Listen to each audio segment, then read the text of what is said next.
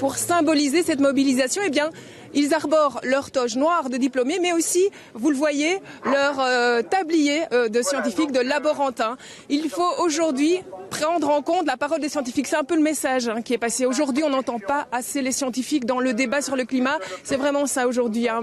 Monsieur Godefroy, vous voulez marquer le coup aussi en portant symboliquement ce tablier. Oui, en fait, nous ce qu'on veut dénoncer, c'est que les politiques minimisent la parole scientifique. Quand on entend des politiques qui disent qu'il va falloir s'habituer à vivre avec quelques degrés supplémentaires, c'est complètement absurde. Et donc nous, on est là pour dénoncer ça. La communauté scientifique s'engage en externe, mais aussi en interne. Ici à l'ULB, vous soutenez un véritable plan climat. Où est-ce qu'on en est aujourd'hui dans ce plan ?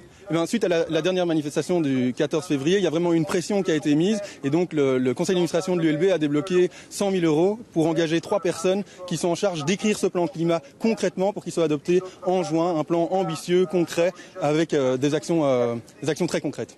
Vous pourriez en citer une, par exemple ? Donc, une action, c'est de limiter les transports aériens, parce qu'en fait, c'est ce qui consomme le plus, ce qui émet le plus de CO2 à l'université. Et donc, l'idée, c'est vraiment agir sur privilégier le train plutôt que l'avion dans les déplacements des étudiants et des enseignants. Merci beaucoup. Vous allez rallier cette grève du climat dans quelques minutes. La communauté évidemment universitaire qui est rejointe aussi, comme vous le voyez derrière moi, par le recteur de l'ULB. Des enseignants sont également là. Tout le monde va se diriger vers le centre-ville d'ici quelques minutes.